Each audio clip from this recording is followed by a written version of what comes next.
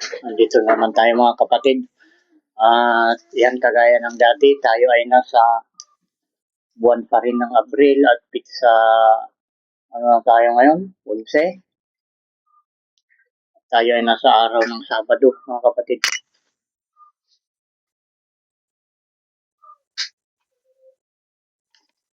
At muli po mga kapatid, tayo ay tinipo na naman ng Espiritu Santo upang ating paghati-hati ang muli ang tinapay na ibinigay na sa atin ngayon. At ito'y pawang mula sa langit, sa luklukan ng ating Panginoong si Isa o Ama. Walang iba kundi po itong mga salita ng ating Panginoong si Isa na tinatawag niya ang kanyang mga salita ay Espiritu, mga kapatid. Kaya yung Espiritu na nasa gitna natin ngayon, na sa atin ay nakikinig at sumusuri sa ating pagkatao kung tayo ba ay sumasampalataya sa Kanya at kung tayo ay sa Kanya, mga kapatid. Dahil kung tayo ay sumasampalataya sa Kanya at tayo sa Kanya, makikita yan sa ating mga gawa na tayo ay sumusunod sa Kanya. At mga kapatid, bago tayo mapunta dun sa mensahe at maghati-hati dun sa tinapay na binigay na sa atin ngayon, ating Panginoong si Isa o Ama, saan man kayo naroroon, ano man ang katayuan ninyo sa buhay, mga kapatid. Basta kahit kayo nakikinig dito sa palatuntunin ito ng ating Ama, at ang biyaya, awa at kapayapaan ng ating Ama sa pamamagitan ng Espiritu ng kanyang panganay na anak na si Isa na ating Panginoon ng mga Panginoon at ating Hari ng mga Hari ay sumain nyo nawang lahat. Siya nawa at siya nawa.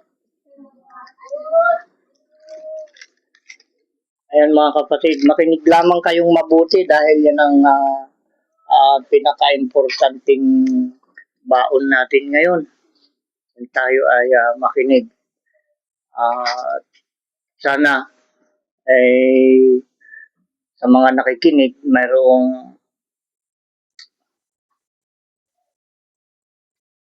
mayroon sa inyo na o kayo ay isa sa mga pinapahanap sa akin ng ating Panginoong si Isa o Ama dahil napakarami pinapahanap sa akin mga kapatid. Ilang taon na. Kwentahin nyo, 2017 pa ito mga kapatid. Wow. 8 taon na ba?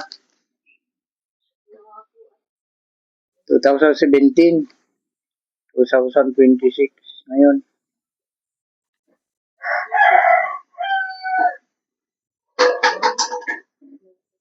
Siyam na ba?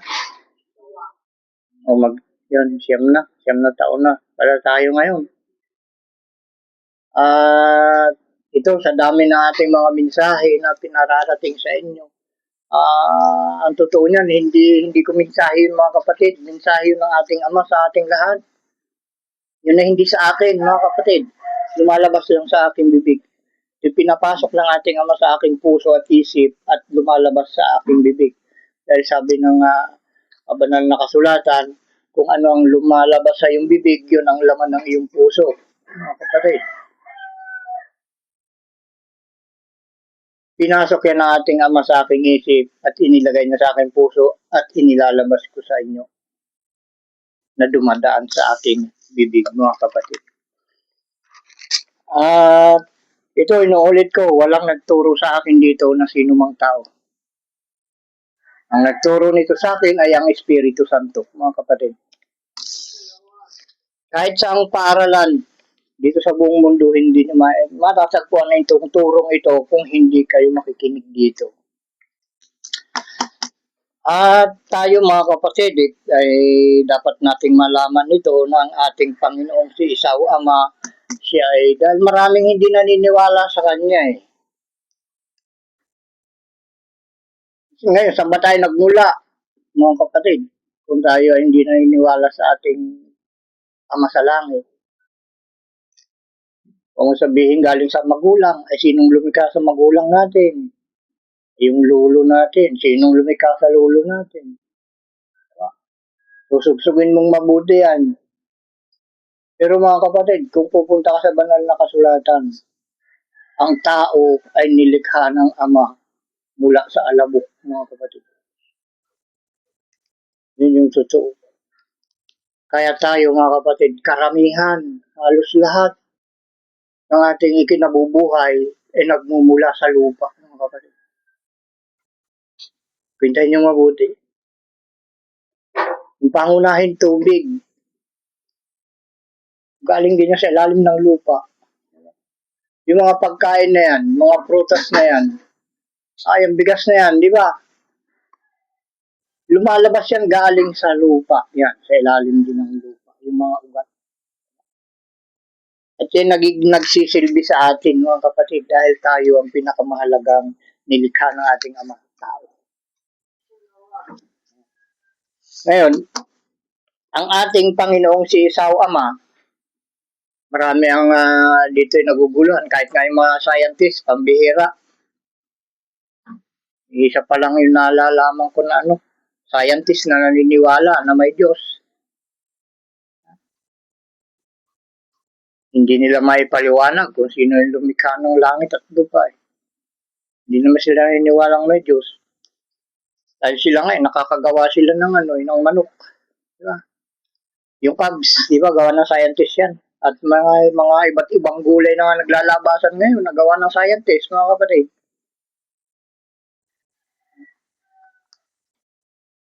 Paano natin malalaman, mga kapatid, ang ating Panginoong si Esau Ama ay tunay at totoo? Alam niyo, mga kapatid, yung tayo nilikha lamang. Ito kahit anong gawin natin, talagang hindi natin malalaman kung saan talaga nagmula ang ating Panginoong si Esau Ama, dahil ang paliwanag doon sa aklat ng mga awit. Tingnan natin, mga kapatid. Aklat ng mga awit 4:13. Tingnan natin. Awit 4:13.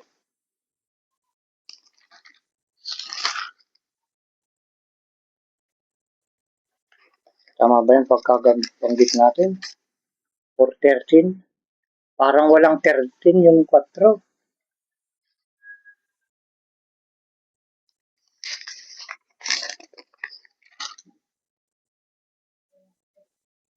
Wala, di ba? Tingnan nyo, mga kapatid, kung bakit ito ay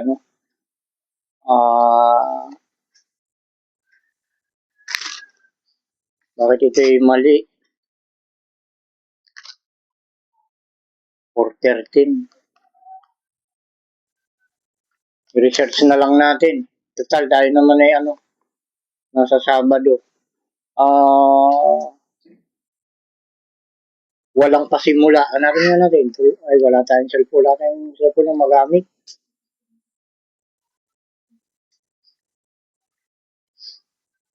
Magano tayo ngayon?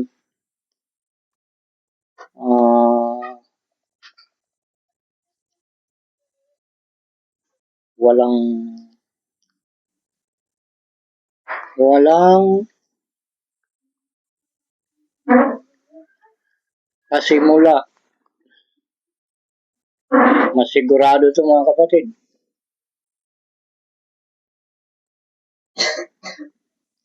Ang problema. Ito masusure natin dito kung saan talaga nanggaling ang ating Panginoong si Isa.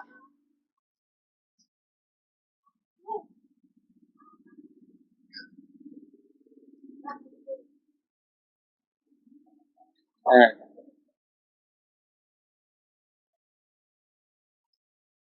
41, mga kapatid. 41:13. Ayun. Hindi na ilagay yung uno. Alat ng mga awit 41:13. Balikan natin, mga kapatid. Puro lang naman ang nakalagay ito. 41:13 pala.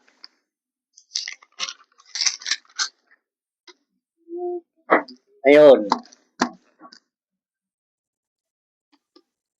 Ito yung isa mga kapatid na magpapatunay. Tunay kasi mga kapatid dahil nakatala nakasulat. Ayun, sa mga gustong malaman kung saan ba nagmula ang ating Panginoong si Isaw Ama, ang ating Diyos Ama na nasa langit mga kapatid. Ayun, nakuha nyo na ba yung aklat ng mga awit 41:13? Basahin na natin mga kapatid. Purihin ang Panginoong Diyos ng Israel mula sa walang pasimula at hanggang sa walang hanggan. Siya nawa at siya nawa. So, nagmula pa lang ating Panginoong si Isaw Ama sa walang pasimula. Paano natin kikwintahin yun mga kapatid? Siya ay nagmula sa walang pasimula at siya ay makakarating sa walang hanggan. O biruin mo, mga kapatid, makikwenta ba natin yung kung saan nagmula? Ay walang pasimula Tapos ay patungo siya sa walang hanggan. O, gaano kalawak na karunungan yun mga kapatid? Gaano kalaking karunungan at kalawak na kaisipan? Mararating ba natin yun mga kapatid? Yung walang pasimula. Wala, blanco. Di ba?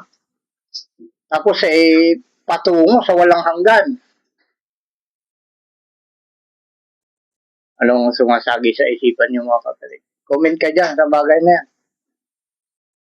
Dahil ito yung patutuo patunay. Ito yung ebidensya mga kapatid.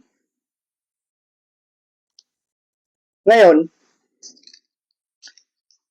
ito yung kanya mga kagustuhan naman mga kapatid na ating pagtatakahan siguro.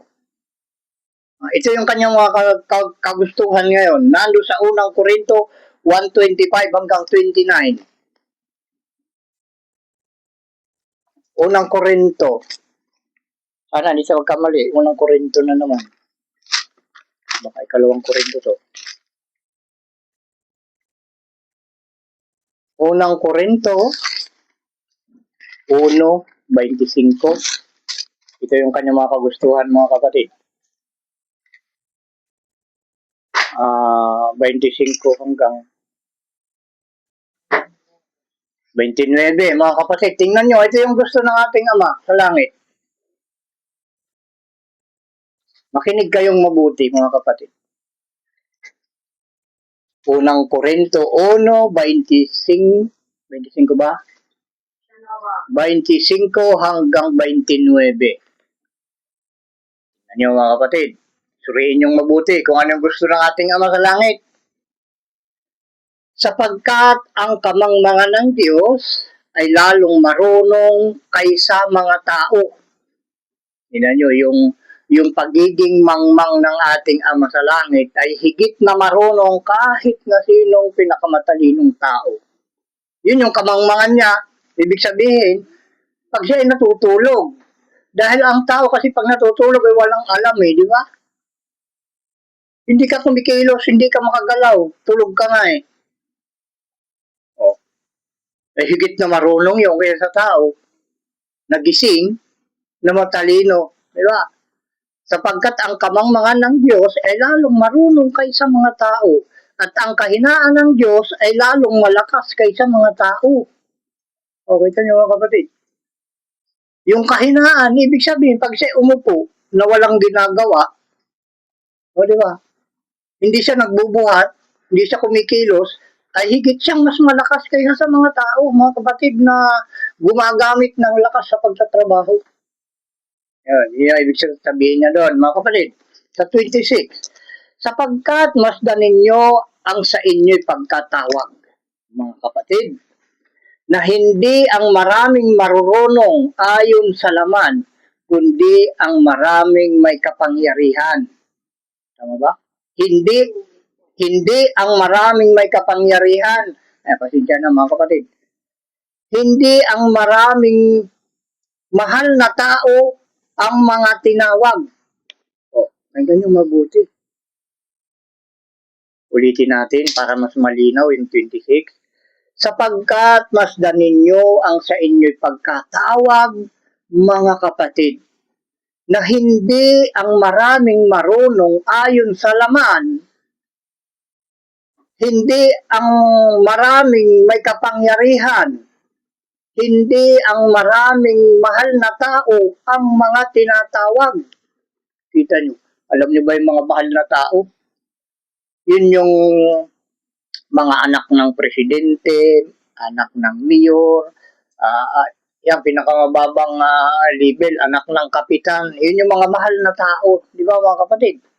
At yung marunong, hindi ang maraming marunong. Ibig sabihin, ayon sa laman, yung marunong kasi mga kapatid na ayon sa laman, karunungan na pangdadaya ang ginagamit. Di ba? Kaya ikaw kasi isang taong makasarili, ang tawag sa iyo ayon ka sa laman, mga kapatid. Dahil ang iyong pinagpapahalagan lamang ay yung mga ukol sa laman. Ukol sa paggawa ng kasalanan, mga kapatid. Dahil ang kasalanan ay hinatulan ng ating Ama, tinawag niyang laman, yung kasalanan. Hindi ang maraming may kapangyarihan. Alam mo yung may kapangyarihan, mga kapatid, ibig sabihin mayayaman. Yan ang makapangyarihan, mga kapatid, yung mayayaman dito sa sanglibutan. Hindi ang maraming mahal na tao ang mga tinawag. Kita nyo. Kundi pinili ng Diyos ang mga bagay na kamangmangan sa sanglibutan upang hiyain niya ang mga marurunong. At pinili ng Diyos ang mga bagay na mahihina sa sanglibutan upang hiyain niya ang mga bagay na malalakas. At ang mga bagay na mababa ng sanglibutan at ang mga bagay na hinamak ang pinili ng Diyos. Oo, at ang mga bagay na walang halaga upang mawalang halaga ang mga bagay na mahahalaga upang walang laman na magmapuri sa harapan ng Diyos. Tingnan niyo mga kapatid, kabaliktaran sa iniisip ng mga tao sa sanglibutan, ang gusto ng ating Ama sa Langit na mangyari. Diyan sa mga bagay na yan, mga kapatid, mag-comment kayo. Yan ang hinihintay ko palagi. Lahat ng sinasabi ng Espiritu Santo sa akin ay binibigay ko sa inyo na pawang Espiritu, mag-aantay ako ng comment ninyo. Kung ito inyong naunawaan, ibig sabihin, no comment. Ngayon, pag hindi niyo ito naunawaan, doon kayo mag-comment para inyong maunawaan. Ngayon, pag hindi kayo nag-comment, naunawaan ninyo, ibig sabihin, ginagawa ninyo ito. Pag naunawaan nyo ang isang usapan o patakaran at hindi ka nagreklamo, ibig sabihin, buong puso na ikaw ay susunod. Pero pag nag-comment ka, ibig sabihin, alanganin ka. Kailangan mo ng mahabang paliwanag para maunawaan mo, para ikaw ay sumunod. Unawaan nyo, mga kapatid. Ulitin ko sinasabi sa inyong lahat na ang mga kagustuhan ng taga-sanglibutan ay pakontra sa ipinag-uutos ng ating Ama sa Langit. Dahil andito nakasulat. Tandaan nyo itong talatang ito, mga kapatid. Unang Korinto, 1, tama ba? 1 ba? 25 hanggang 29. Pag-aralan nyo mabuti ito, mga kapatid, dahil ito ang kagustuhan ng ating Ama sa Langit. Ngayon, ito yung kanyang kinalulugdan, mga kapatid, mga gawain Ito yung nabanggit natin. Ngayon, mga kapatid, yung mga mensahe, may 2 mensahe ako na pinarating sa inyo. Dahil special, tawag ba doon, ng special na mensahe. Yun, yung nakalagay doon. Part 2 na tayo, mga kapatid. Pagdugtong-dugtongin ninyo yun. Part 3 ito, mga kapatid. Special na mensahe.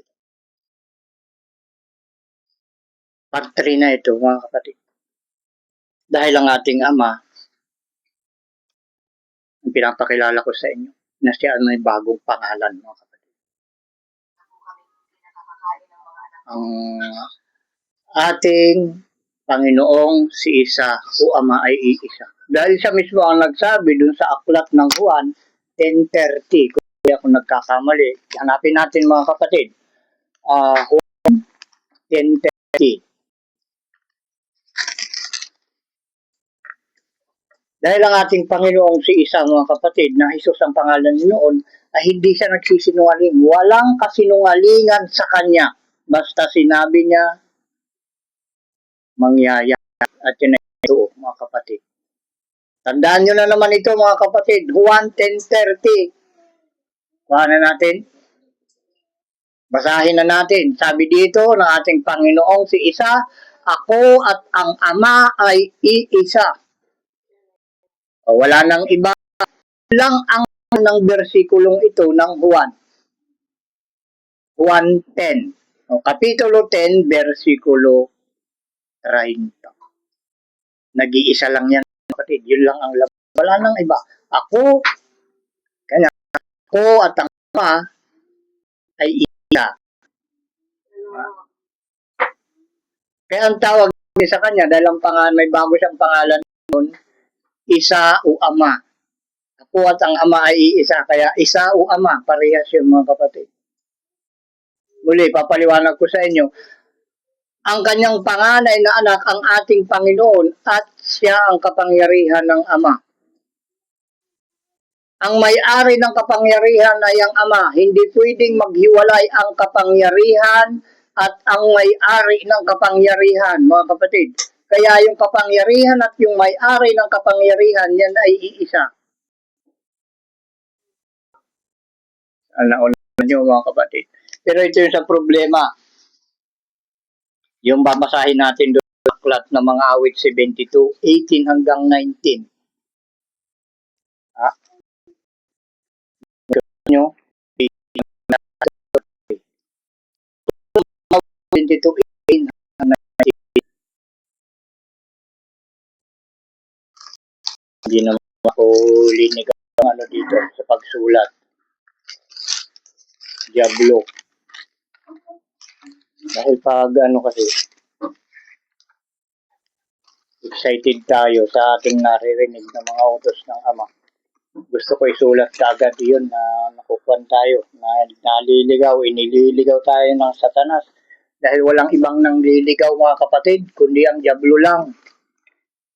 Ang ating Ama sa langit, ayaw niyang tayo'y maligaw. Kaya kung tayo naligaw, na hindi kaya ng ating Diyos Ama sa langit, yan ay gawa ng Diablo, mga kapatid. Higpitan lang natin ang pagsunod sa ating upang mawalan ng kapangyarihan sa atin ang may-ari ng pangligaw. Hindi pangligaw ang liligaw. Sabi sa Ilocano, awan, mangdaraya. Yung nang liligaw, mangdaraya. Anong binanggit natin? 72, 18, 19? 72. 18, 19. Tingnan nyo, mga kapatid, basahin na natin aklat ng mga awit 72, 18, 19. Purihin ang Panginoong Diyos. Yan, yung Panginoong si Isa o Ama.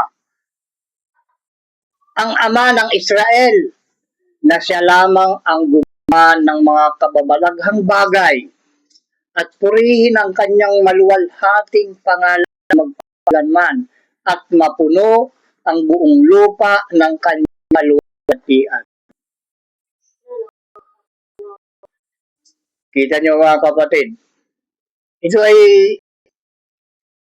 pula natin na ang pangalan ng ating Panginoon ay maluwalhati. Ano po kayo, mga kapatid? Sa pagkakalam nyo, mga kapatid, ano ang ibig sabihin ng maluwalhati?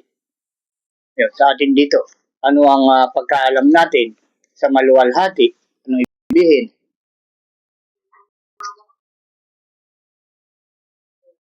Tama, maginhawa. Sa Ilocano, sa Ilocano, ang pagkaalam natin, maluwalhati, magaan, nanamay, maluwalhati, nanamay, maluwalhating pamumuhay. Di ba? May ganun sa Tagalog maluwalhating pamumuhay. Sa Ilocano, no, ibig sabihin nun, nalagaan, kapanagbiag.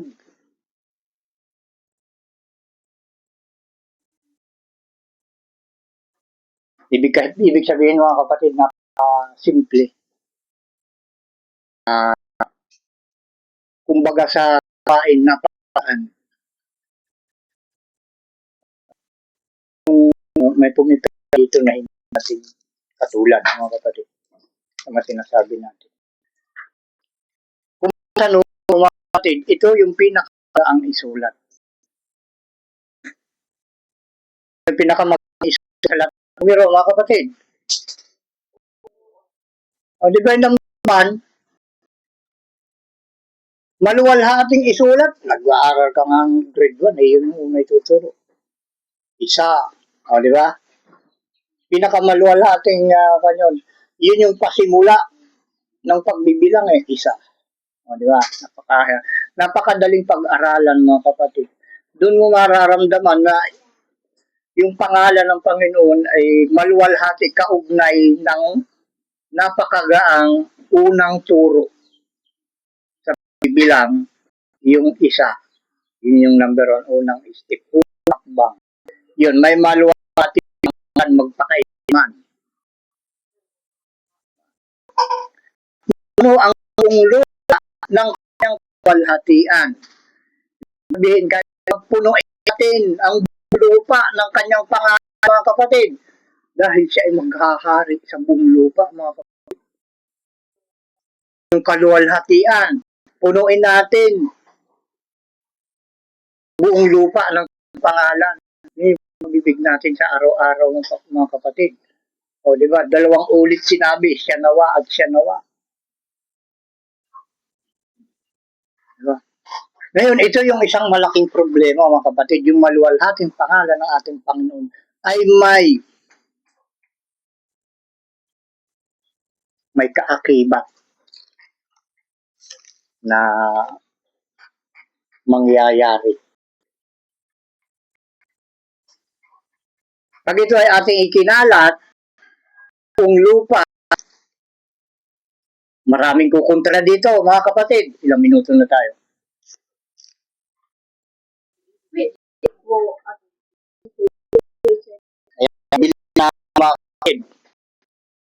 Dahil ito mga kapatid, ito yung aking problema. Basahin natin dun sa Mateo 10:22. Pag ito ay pinuno,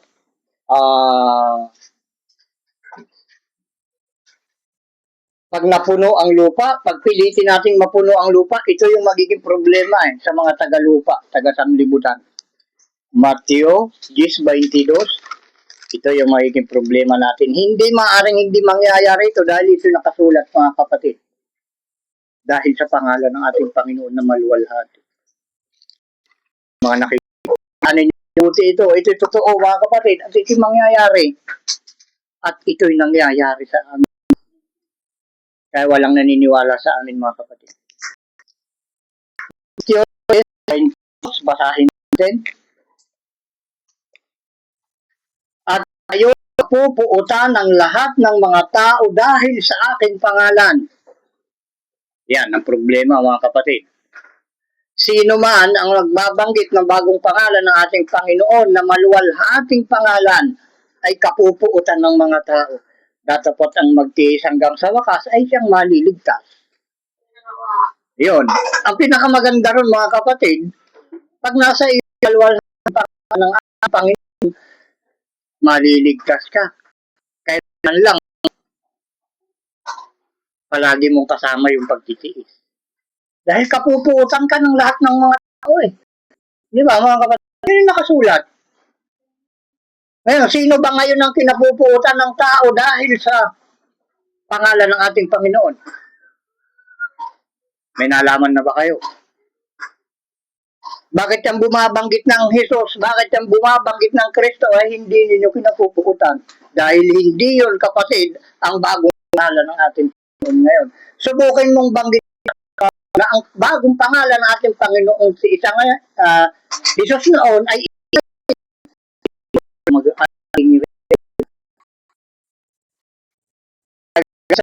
mapalad ka kapatid.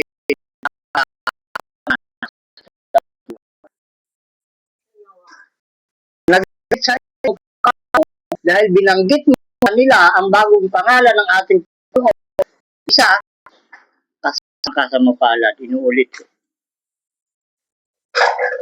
Pero pag hindi sila nagalit sa inyo, kakampi mo ang pinagsabihan mo. Katulad mo rin siya, kapatid mo siya, mga kapatid. Ngayon, ito pa yung mga kaakibat nito mga kapatid. Dahil ito dalawang bisis binanggit ito ng ating Panginoon eh. Hindi lang niya isang bisis binanggit ito. Nandun pa sa, binasa natin ito sa Matthew 10:22. Ito ulat pa doon sa Matthew 24.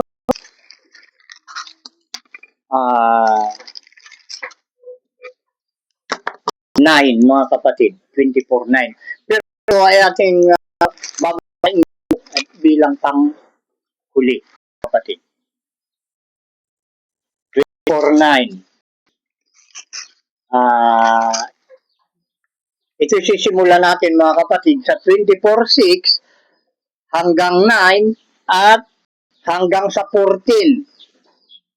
Kita nyo mga kapatid, maririnig nyo dito, ating mababasa na dalawang beses binanggit ng ating Panginoon na si isa, ang pangalan niya ngayon, kanyang pangalan, ikapuutan ng mga tao.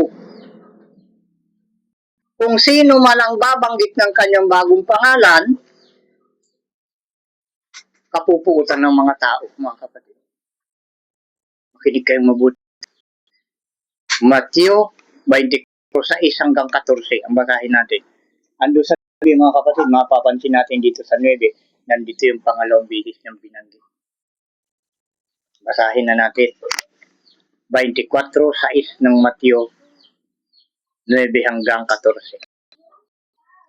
At ito yung mga kapatid, ito yung pahiwatig ng ating Panginoon sa ating lahat na mayroon talagang pagwawakas. Kaya kailangan malaman natin ang kanyang bagong pangalan dahil sabi niya, kapuputan kayo ng lahat ng tao nang dahil sa aking pangalan, pero ang magtiis hanggang wakas ay siya'y maliligtas. Dahil malapit na yung katapusan mga kapatid May katapusan ng sanglibutan. May katapusan ang ng ito nating hirapan na naranasan mga kapatid. Tandaan natin mabuti ito. Basahin natin. Matthew 24:6 hanggang 9 at 14. Dalawang bagay malalaman nyo dito. Nang dahil doon sa kanyang bagong pangalan, ay ando na yung mula ng katapusan. Darating na ang wakas, mga kapatid.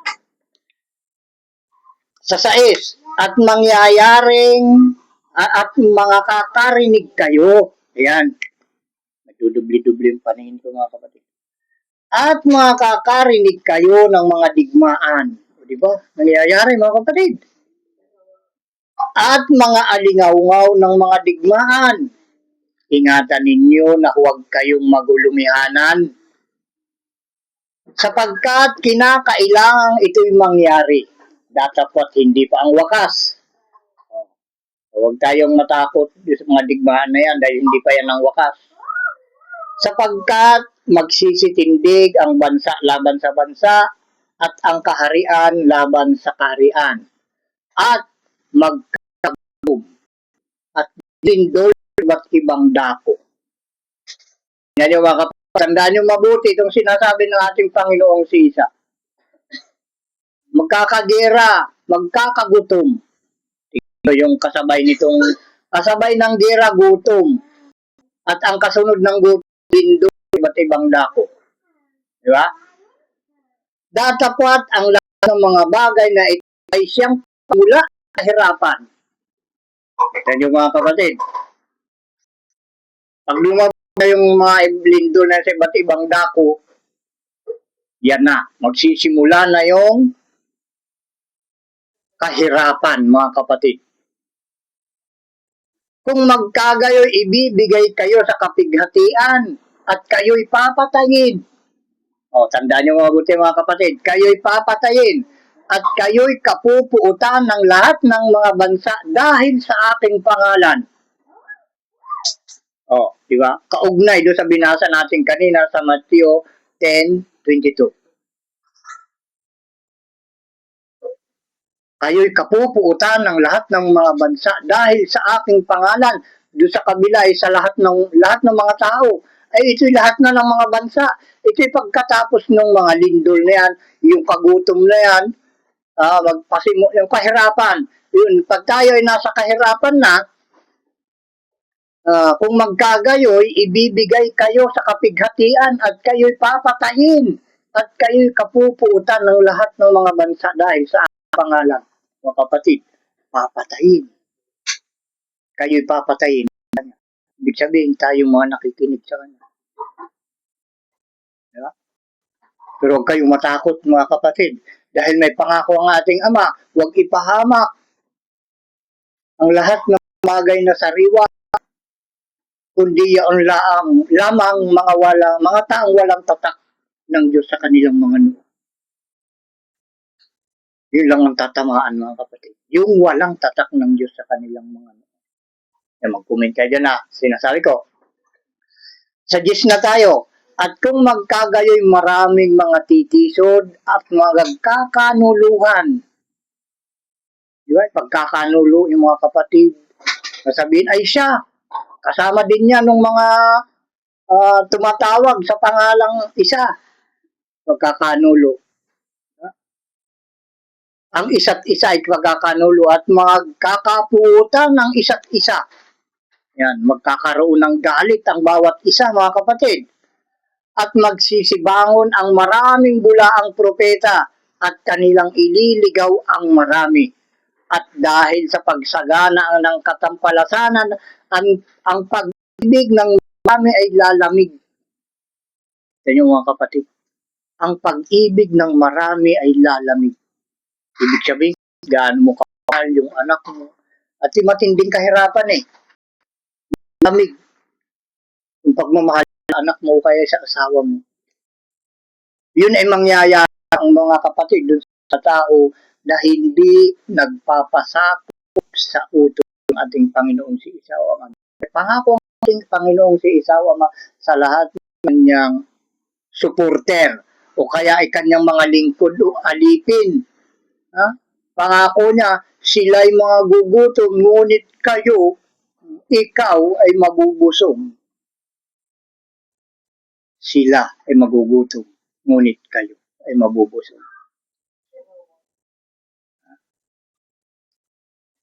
Dahil sa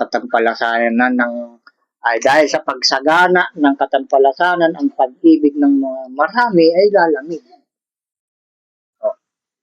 Baka hindi kayo naniniwala dito mga kapatid. Dahil sa sobrang gutom, yung ang ina na napakabait na halos ayaw niyang palakarin sa lupa ang kanyang anak. Sa panahong yun, ilulo niya yung anak niya dahil sa kawalan ng pagkain. Dahil yung pag-ibig na ay lalamig mga kapatid, mawawala yung pagmamahal sa anak mo. Darating yung araw na yun, mga kapatid. At ito yung mula, mga kapatid, kaya binabanggit ko palagi sa inyo na may bagong pangalan ng Panginoon. Ang pangalan siya. Na yun lamang ang ibinaba dito ngayon sa makapagligtas sa lahat ng tao kung maniniwala ka. Dahil walang ibang pangalan sa silong ng langit na ibinigay ang Diyos sa atin na sukat natin ikaligtas.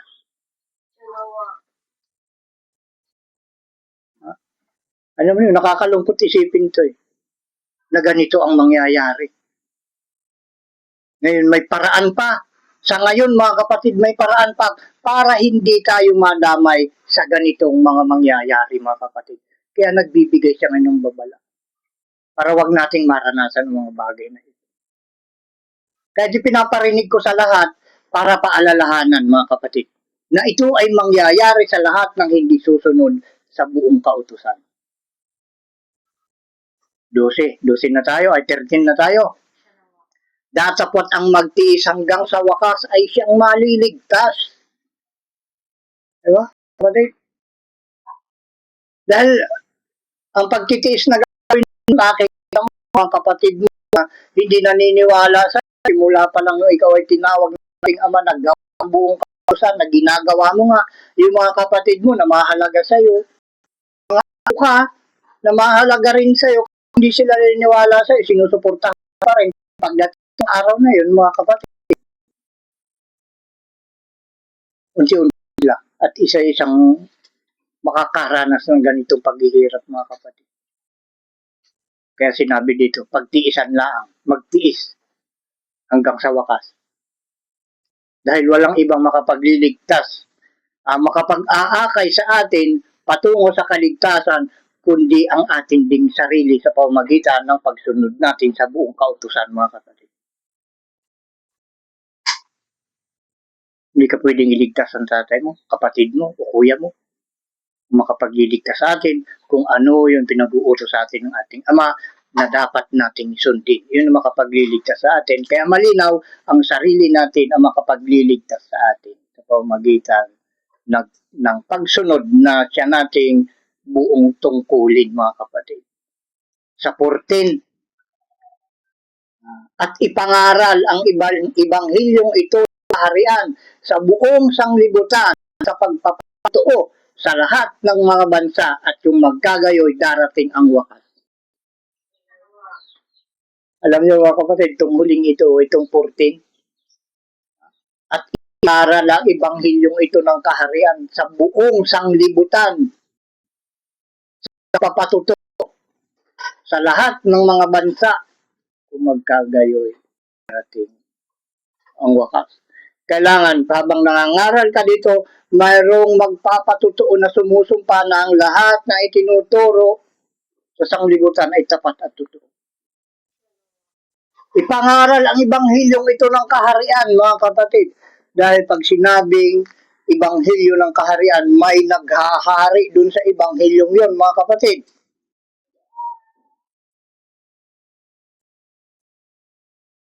At pag may hari, may pangalan yung hari, mga kapatid.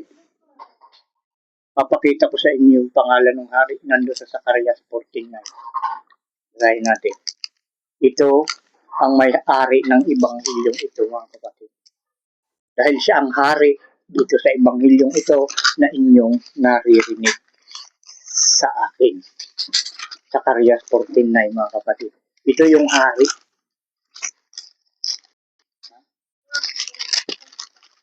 Hari ito sa ibanghilyong ito, mga kapatid. Inuulit ko na naman. Baka mahigit ng 100 beses na binanggit ko ito, mga kapatid. Ito ay para sa mga baguhan pa lang na nakakarinig ng programang ito. Basahin natin sa Zacarias 14. At ang Panginoon magiging hari ng lupa. Sa araw na yaoy magiging ang Panginoon ay isa at ang kanyang pangalan ay isa. Yan, mga kapatid. Hanggang sa muli, tumutok lang kayo dito. Tutok, mga kapatid. Kung gusto nyong maligtas. Yan. Sa inyong lahat ng mga nakinig muli at muli, binabanggit ko sa inyo, saan man kayo naroon, anuman ang katayuan ninyo sa buhay, ang biyaya, awa at kapayapaan ng ating Ama sa pamamagitan ng Espiritu ng kanyang panganay na anak na si Isa na ating Panginoon ng mga Panginoon at ating Hari ng mga Hari, ay sumainyo nawang lahat. Siya nawa at siya nawa. Yung patotoo, mga kapatid, dahil yan ay kailangan pakinggan ninyong mabuti.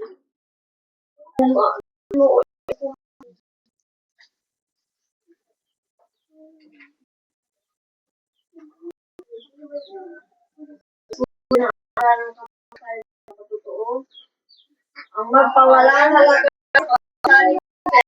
sa pagtotoo ng dalawa ay mamamatay ng kaya kami po ay napapatuto at sumasaksi na ang mga salita na inyong marinig mula sa bibig ng Panginoon sa pamamagitan ng Espiritu ng kanyang panganay na anak, ang ating Panginoon ay bawang sa pagkakasuto na namin sain at nagbabing loob sa at pagpapalaki. Ayon sa katawan, buong sa kamasangit. Ang pinagkatiwalaan at sinugo ng Panginoon sa gawain at sa mga sakay sa Panginoon ay ang anak ng tao na propetang gaya ni Moises. Na ito ang dapat na pakinggan lahat ng mga tao ayon sa aklat ng 19:23. Sabi niya, ang ginawa ay napitindig sa inyo ng pagtanggap ko. Masakit na inyo mga kapatid. Sa akin pakinggan sa lalaki na ang bawat kaluluwa na hindi makinig sa propetang ngayon ay sa gitna ng bahay. Siya wala. Ha? Ngayon, magbatian na tayo. Pagbati mula sa Ama ng Kapayapaan at Katiwasayan. Ama ng Katiwasayan at Kapayapaan.